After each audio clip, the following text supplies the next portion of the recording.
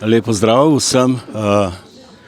Veliko me že poznate, moje ime je Stojan Svet.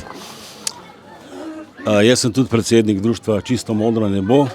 Spremljamo vse te zadeve iz zraka, ki nas zastrupljajo že odkar smo stopili v NATO. Zdaj trenutno se potekajo po celi Evropi vaje EU Defender. In se dogaja zdaj na južni Češki, ste videli tornado, ki je uničil cele vasi, v Črni gori potres, v Slavonski Požegi toča taka, da grozljivo. To je vse posledica te vaje EU Defender. To je tako, imenuje se geoengineering, vremensko vojskovanje in tako naprej. Ampak zdaj, ker imamo to temo, jaz se ukvarjam z duhovnostjo že več kot 40 let. Zdaj bi se naslonil na Sokrata, ki je rekel, to, kar ti iščeš, je v tebi. Se pravi, pa ni bil edini, ki je to rekel. Mislim, obstaja množica mojstrov, ampak on je rekel tudi spoznaj samega sebe. Ampak a mi res poznamo sami sebe? Mi poznamo vse druge, bolj kot samega sebe. Ker tisto, kar vsak od nas zares je to, kar je prijatelj že prej povedal. Mi smo ta božanska energija, neumrljiva energija.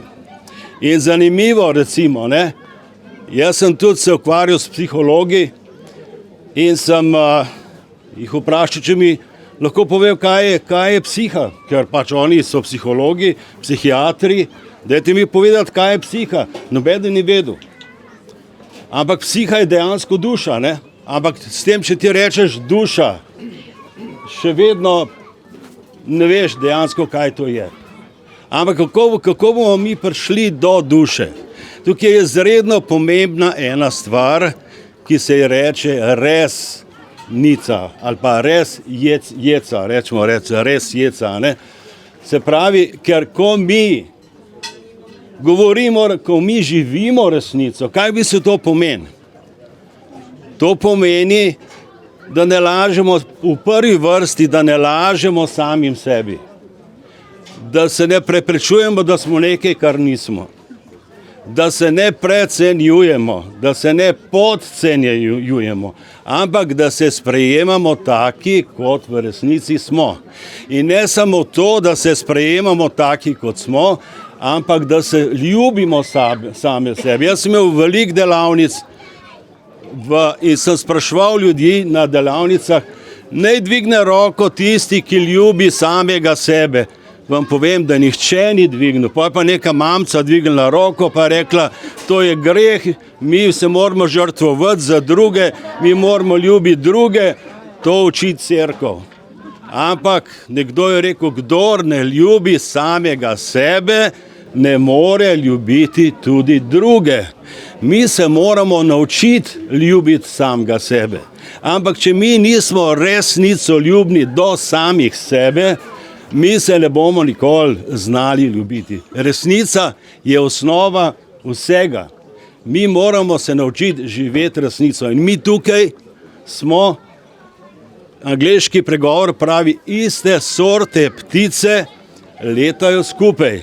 In mi smo te iste sorte ptice, ki letamo skupaj, bomo še letali naprej in bomo držali takole skupaj.